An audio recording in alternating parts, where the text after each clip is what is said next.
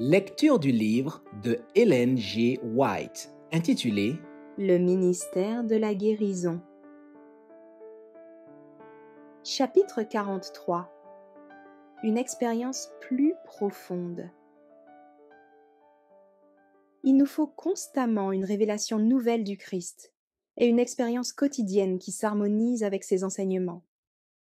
Il est possible d'arriver à plus de sainteté. La volonté de Dieu est que nous progressions sans cesse dans la connaissance et dans la vertu. Sa loi est l'écho de sa propre voix, disant à tous : « Montez plus haut, soyez toujours plus saints. » Nous devons chaque jour nous rapprocher de la perfection du caractère chrétien. Ceux qui sont au service du Maître ont besoin d'une expérience religieuse bien plus profonde que beaucoup ne se l'imaginent. Nombreux sont ceux qui, déjà membres de la grande famille de Dieu, savent à peine ce que c'est que de contempler le Seigneur et d'être transformés de gloire en gloire.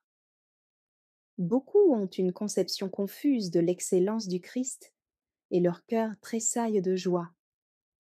Ils désirent avoir un sentiment plus parfait de l'amour du Sauveur. Ils apprécient les aspirations qui les poussent vers Dieu. Le Saint-Esprit travaille sur ceux qui se soumettent à son influence, modèle, et façonne ceux qui veulent être ainsi formés. Apprenez à cultiver les pensées spirituelles, les saintes communions. Vous ne discernez encore que les premiers rayons de la gloire éblouissante du Seigneur. En cherchant à le connaître, vous apprendrez que le sentier des justes est comme la lumière resplendissante, dont l'éclat va croissant jusqu'au milieu du jour. Proverbe 4, verset 18. Le Christ a déclaré : « Je vous ai dit ces choses, afin que ma joie soit en vous, et que votre joie soit parfaite. » Jean 15, verset 11. Il avait toujours devant les yeux le but de sa mission. Sa vie terrestre, si pleine de labeur et de sacrifices, était illuminée par la pensée que tout cela ne serait pas vain. En donnant sa vie, il restituait à l'humanité l'image divine. Il nous faisait sortir de la poussière, transformait notre caractère et l'embellissait de sa propre gloire.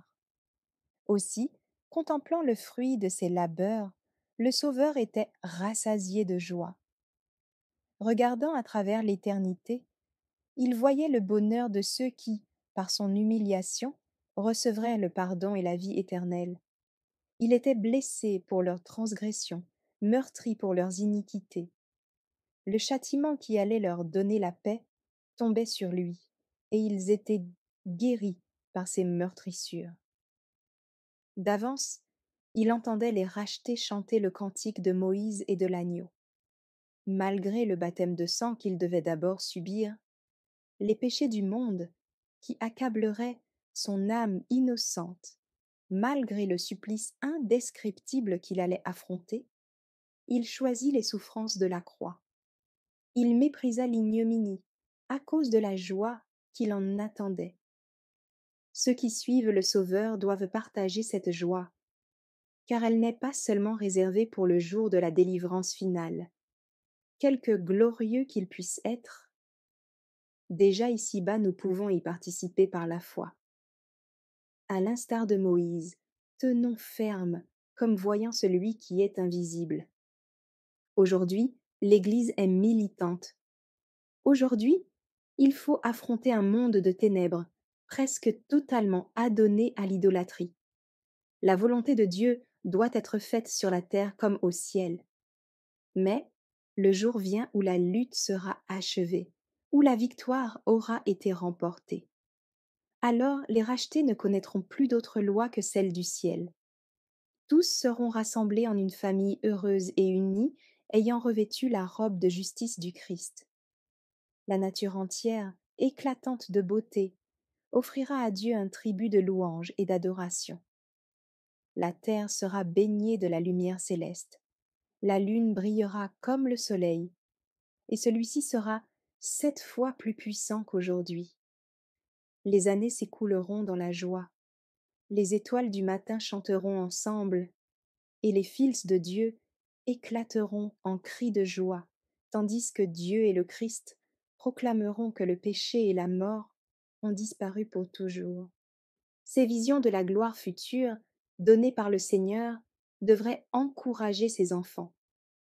Imaginez que vous êtes à l'aube de l'éternité et que vous entendez les paroles de bienvenue adressées à ceux qui, en cette vie, ont collaboré avec le Christ et considéré comme un privilège et un honneur de souffrir pour lui.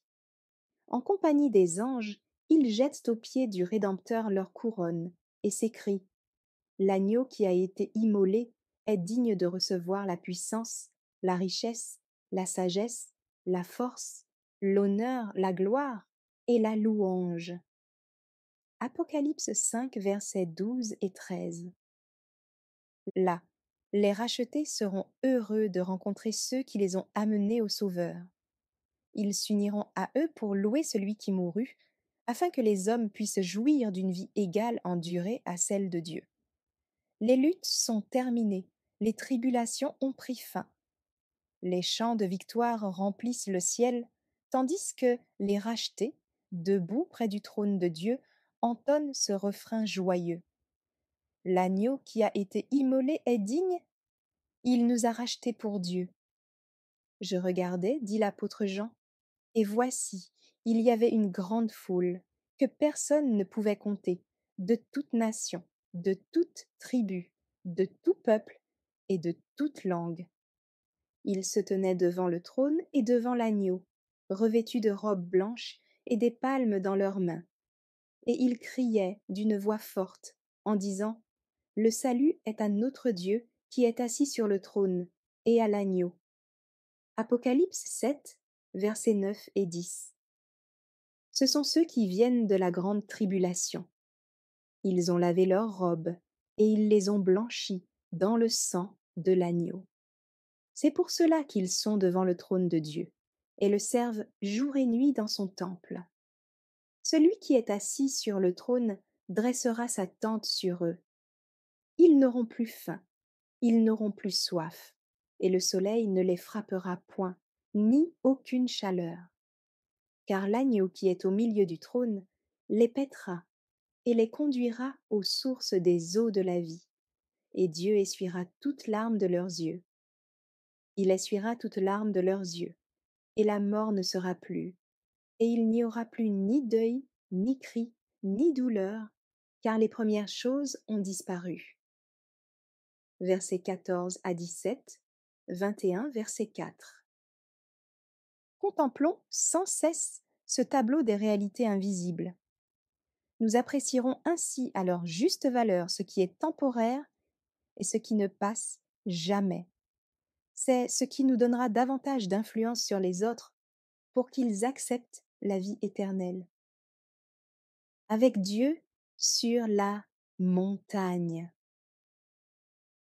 Monte vers moi sur la montagne, nous dit Dieu.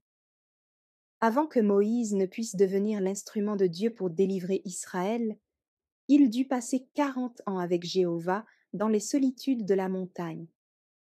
Avant de venir parler de la part de Dieu à Pharaon, il s'entretint au buisson ardent avec un ange du ciel.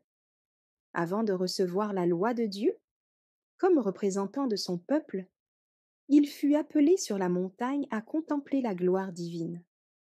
Caché au creux d'un rocher, avant de sévir contre les idolâtres, il entendit l'Éternel s'écrier: Je proclamerai devant toi le nom de l'Éternel, Dieu miséricordieux et compatissant, lent à la colère, riche en bonté et en fidélité, qui ne tient point le coupable pour innocent. Exode 33, verset 19, 34, versets 6 et 7. Avant de déposer avec sa vie sa responsabilité envers Israël, il dut gravir le sommet du Pisga et là, Dieu fit passer devant ses yeux la gloire du pays de la promesse. Les disciples de Jésus, avant d'être envoyés en mission, se recueillirent aussi avec lui sur la montagne. Avant la puissance et la gloire de la Pentecôte, se place la nuit où ils furent en communion avec le Sauveur.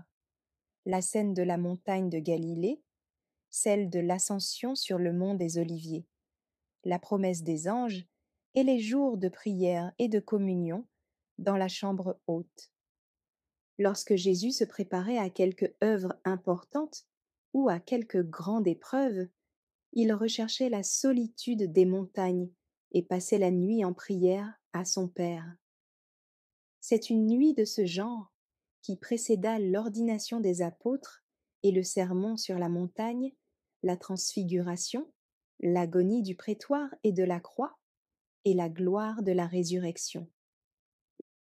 Le privilège de la prière. Nous aussi, nous devons consacrer certaines heures à la prière et à la méditation afin d'éprouver un rafraîchissement spirituel. Nous n'apprécions pas suffisamment la puissance et l'efficacité de la prière. La prière et la foi peuvent faire ce qu'aucune puissance humaine ne saurait accomplir.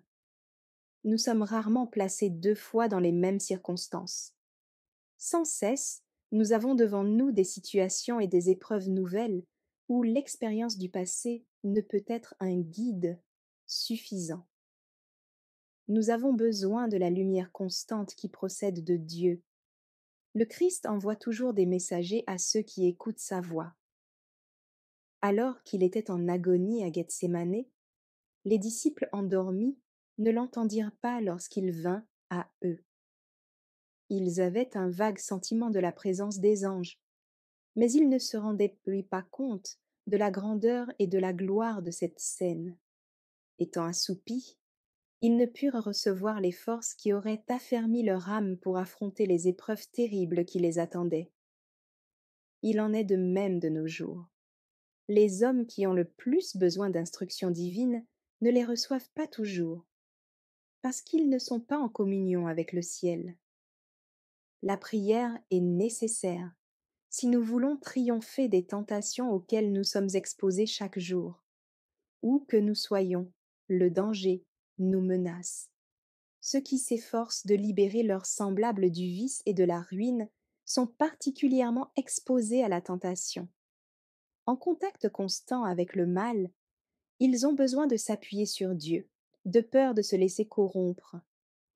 Ils sont peu nombreux et décisifs, les échelons qui font descendre l'homme du pinacle de la sainteté à la dégradation et à la déchéance morale. Un seul instant suffit pour prendre des décisions qui engagent tout l'avenir. Une victoire négligée laisse l'âme découverte. Une mauvaise habitude, non réprimée, finit par devenir une chaîne d'acier qui lie l'homme tout entier. La raison pour laquelle un si grand nombre de chrétiens succombent à la tentation, c'est qu'ils n'ont pas les regards constamment fixés sur Jésus. Lorsque nous rompons notre communion avec Dieu, nous sommes sans défense. Ce ne sont ni nos bonnes intentions, ni nos bonnes résolutions qui nous permettent de résister au mal. Il faut être des hommes de prière. Nos requêtes ne doivent pas être faibles et occasionnelles, mais ardentes, persévérantes et constantes. Il n'est pas toujours nécessaire de se mettre à genoux pour prier, mais prenons l'habitude de parler au Sauveur lorsque nous sommes seuls, lorsque nous marchons et lorsque nous travaillons. Que de notre cœur monte sans cesse une prière silencieuse, afin de recevoir la lumière, la sagesse et la force dont nous avons besoin. Que chaque respiration soit une prière. En tant que serviteurs de Dieu, nous devons chercher les hommes là où ils se trouvent, entourés de ténèbres, adonnés au vice, tachés par la corruption. Mais nous n'en serons pas le moins du monde affectés si nous fixons les regards sur celui qui est notre soleil et notre bouclier. En travaillant pour les âmes qui se perdent, si nous mettons en Dieu notre espérance, nous ne serons pas confus. Le Christ habitant en nous, voilà notre sécurité. Sa présence nous remplira d'horreur pour tout ce qui est mal. Nous pourrons nous identifier avec lui, au point que nos pensées et nos intentions seront en parfaite harmonie avec les siennes. C'est par la foi et la prière que Jacob, homme faible et pécheur comme nous, devint un prince avec Dieu. Vous pouvez vous aussi devenir des hommes et des femmes d'un idéal saint et élevé et d'une vie noble, que rien ne pourra détourner de la vérité, du droit sentier et de la justice. Si vous êtes accablé de soucis, de fardeaux et de travail, plus votre position sera critique, plus lourdes seront vos responsabilités, plus Jésus sera indispensable. Négliger le culte public est une erreur grave. Il ne faut pas considérer à la légère les privilèges du service divin. Que ceux qui soignent les malades et sont souvent empêchés d'y assister veillent à ne pas s'en abstenir sans raison valable. Dans le soin des malades, plus que dans n'importe quelle autre occupation séculière, la réussite dépend de la consécration et de l'abnégation avec lesquelles on s'acquitte de ce travail. Ceux qui occupent des postes de confiance doivent se placer là où ils pourront être le mieux influencés par l'Esprit de Dieu. Ayez le désir d'autant plus grand d'être secondés par l'Esprit Saint et de connaître le Seigneur, que votre position comporte davantage de responsabilités. Rien n'est plus nécessaire dans notre travail que les résultats pratiques de la communion avec Dieu. Montrons par notre vie de tous les jours que nous avons la paix et le repos dans le Sauveur. Cette paix se manifestera dans notre attitude. Elle nous communiquera une puissance persuasive. La communion avec Dieu ennoblit le caractère et la vie. C'est ainsi que les hommes reconnaîtront, comme on le fit des premiers disciples de Jésus, que nous avons été avec lui. Nous aurons alors une puissance que rien d'autre ne saurait nous communiquer. Profitons-en, vivons une double vie, une vie de pensée et d'action, de prière silencieuse et de travail. La force que l'on reçoit par la communion avec Dieu, unie à l'effort diligent pour éduquer l'esprit afin qu'il devienne plus réfléchi et plus attentif, aide à former de bonnes habitudes, prépare aux devoirs de chaque jour et nous procure la paix dans les circonstances les plus difficiles. Le divin conseiller. Dans l'inquiétude ou la contrariété, il en est beaucoup qui s'adressent à un ami pour lui faire part de leurs difficultés et lui demander conseil. Dans l'épreuve, le doute nous envahit et le chemin paraît plus sombre. Mais souvenons-nous qu'un conseiller puissant se tient à nos côtés, nous invitant à mettre notre confiance en lui. Jésus, celui qui nous décharge de nos fardeaux, nous dit « Venez à moi, et je vous donnerai du repos ». Pourquoi n'irions-nous pas à lui au lieu d'avoir recours à des hommes faillibles qui dépendent comme nous de Dieu? Vous pouvez vous rendre compte de vos lacunes et de l'insuffisance de vos capacités, en face de la grandeur de la tâche qui vous incombe. Mais dites-vous que si vous aviez l'intelligence la plus grande qu'un homme ait jamais reçue, elle ne suffirait pas pour votre travail. Notre Seigneur et Sauveur a dit « Sans moi, vous ne pouvez rien faire ». Jean 15, 5. Le résultat de tout ce que nous faisons est entre les mains de Dieu. C'est donc en lui qu'il faut mettre sa confiance. Quoi qu'il arrive, soyez ferme et comptez sur lui. Dans tous vos rapports avec votre prochain, qu'il s'agisse d'affaires, de parties de plaisir ou d'autres choses, n'oubliez pas d'adresser au Seigneur des prières humbles et ferventes. C'est ainsi que vous honorerez Dieu et qu'il vous honorera. Si vous êtes découragé, priez. Si vous êtes abattu, n'en faites part à personne. Ne projetez pas d'ombre sur le sentier des autres. Dites tout à Jésus. Demandez-lui son aide, l'humilité, la sagesse, le courage, une foi plus solide, afin de vous réjouir dans son amour. Consécration et confiance. Humble et contrit, nous sommes dans les conditions voulues pour que le Seigneur se manifeste à notre âme. Il aime que nous parlions des bénédictions qu'il a répandues sur nous. Il est disposé à nous en donner de plus grandes encore. Il veut faire plus que ne supposent ceux qui mettent en son amour toute leur confiance. Il connaît tous les besoins de ses enfants. Il leur accordera la force nécessaire pour travailler au bien de l'humanité et à l'ennoblissement de leur âme. Ayons moins confiance en nous et davantage en ce que le Seigneur peut faire par notre moyen. L'œuvre que nous accomplissons n'est pas la nôtre, mais celle de Dieu. Soumettons-lui notre volonté et nos plans. Ne faisons pas de réserve, pas de compromis avec nous-mêmes. Sachons être libres en Christ. Écouter passivement un sermon dans la maison de Dieu, la lecture de l'Écriture ou une explication verset par verset, ne nous fera aucun bien si les vérités bibliques ne font pas partie de notre existence. Soumettons notre intelligence, notre volonté, nos affections à la parole de Dieu, et ses préceptes deviendront le principe de notre vie. Après avoir demandé au Seigneur de vous venir en aide, ayez confiance en lui et croyez qu'il vous exaucera. Toute sagesse et toute puissance sont à notre disposition. Il suffit de les demander. Marchez à la lumière de Dieu.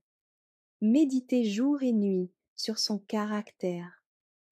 Vous contemplerez ainsi sa beauté et vous vous réjouirez de sa bonté. Votre cœur sera réchauffé par le sentiment de son amour à votre égard. Vous vous sentirez comme soulevé par les bras éternels. Grâce à la puissance et à la lumière que Dieu vous communiquera, vous pourrez comprendre et accomplir beaucoup plus que vous ne l'aviez imaginé. Demeurez en moi. Jésus a dit, demeurez en moi, et je demeurerai en vous. Comme le sarment ne peut de lui-même porter du fruit, s'il ne demeure attaché au cep, ainsi vous ne le pouvez non plus, si vous ne demeurez en moi. Celui qui demeure en moi et en qui je demeure porte beaucoup de fruits, car sans moi vous ne pouvez rien faire. Si vous demeurez en moi et que mes paroles demeurent en vous, demandez ce que vous voudrez, et cela vous sera accordé. Si vous portez beaucoup de fruits, c'est ainsi que mon Père sera glorifié, et que vous serez mes disciples. Comme le Père m'a aimé, je vous ai aussi aimé. Demeurez dans mon amour. Ce n'est pas vous qui m'avez choisi, mais moi, je vous ai choisi, et je vous ai établi, afin que vous alliez, et que vous portiez du fruit, et que votre fruit demeure, afin que ce que vous demanderez au Père en mon nom, il vous le donne. Jean 15, versets 4 à 10 et 16. Voici, je me tiens à la porte, et je frappe. Si quelqu'un entend ma voix et ouvre la porte, j'entrerai chez lui, je souperai avec lui, et lui avec moi. Apocalypse 3, verset 20. À celui qui vaincra, je donnerai de la manne cachée, et je lui donnerai un caillou blanc. Et sur ce caillou est écrit un nom nouveau que personne ne connaît, si ce n'est celui qui le reçoit. Apocalypse 2, verset 17. À celui qui vaincra, je lui donnerai l'étoile du matin. J'écrirai sur lui le nom de mon Dieu, et le nom de la ville de mon Dieu, et mon nom nouveau. Versets 26 à 28, 3 à 12. Je fais une chose. Celui qui met sa confiance en Dieu peut dire avec Paul, « Je puis tout par Christ qui me fortifie. » Philippiens 4, verset 13. Quelles que soient les fautes ou les échecs du passé, avec l'aide de Dieu, nous pouvons les surmonter. Nous pouvons dire avec l'apôtre, « Je fais une chose », oubliant ce qui est en arrière et me portant vers ce qui est en avant, je cours vers le but pour remporter le prix de la vocation céleste de Dieu en Jésus-Christ. Philippiens 3, versets 13 et 14. Merci d'avoir écouté cette lecture. Si vous avez des questions ou des remarques sur le thème abordé, n'hésitez pas à les partager dans les commentaires et notre équipe ne manquera pas de les considérer. À bientôt sur lereste.org.